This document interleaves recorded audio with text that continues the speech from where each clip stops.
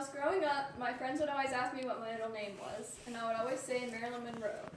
Then I started to realize that I, just like the rest of my generation, have really no idea who Marilyn Monroe is, why she's famous, or what she ever accomplished in her life. So that's why today I'll be telling you about Marilyn Monroe's difficult upbringing, her career as an actress and sex symbol, and her death in 1962. I'm going to start off by telling you a little bit about her upbringing. So Marilyn had a difficult upbringing consisting of sexual abuse, no loving family, and constant instability. She was born Norma Jean Mortensen, June 1st of 1926 in Los Angeles, California, to Gladys Baker, and her father is unknown. This is according to About Marilyn Monroe, the article. And here is a picture of Marilyn as a baby.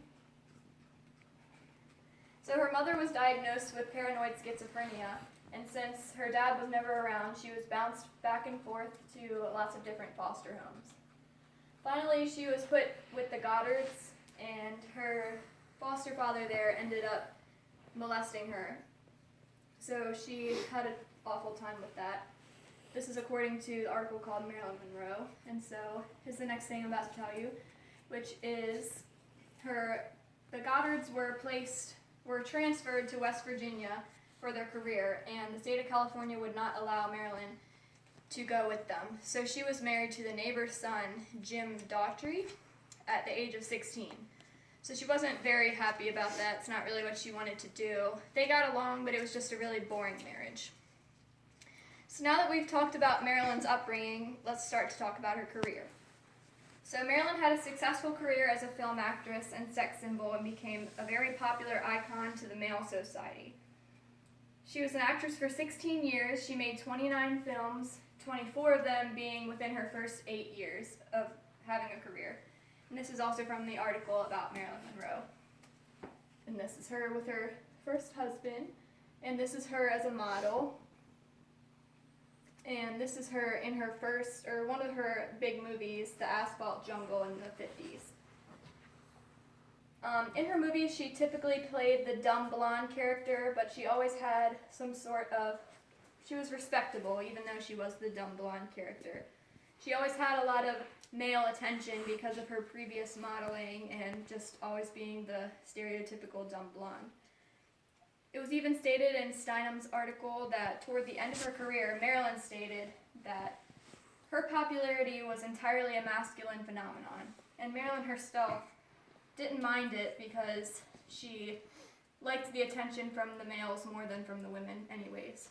She even stated that there's just no comparison between having a dinner date with a man and staying home and playing canasta with the girls. This is also from the article Marilyn Monroe. Now that we've talked about Marilyn's career, let's talk about the ending of her life. So Marilyn died in 1962, and it was ruled a suicide because they had found multiple depression pill bottles around her room. When the authorities found her, she was nude, face down, in her bed with a telephone, with the depression pill bottles all around the room. And this is all from the article Marilyn Monroe is found dead. They ruled it probable suicide because of all the evidence.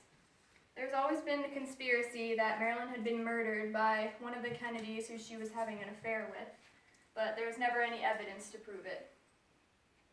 So now that I have told you about Marilyn's death, it's time to conclude. So I told you today about Marilyn's difficult upbringing, her career as an actress and sex symbol, and her death in 1962.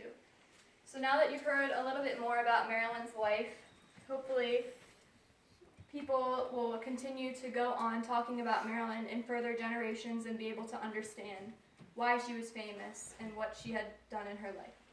Thank you for listening to my speech.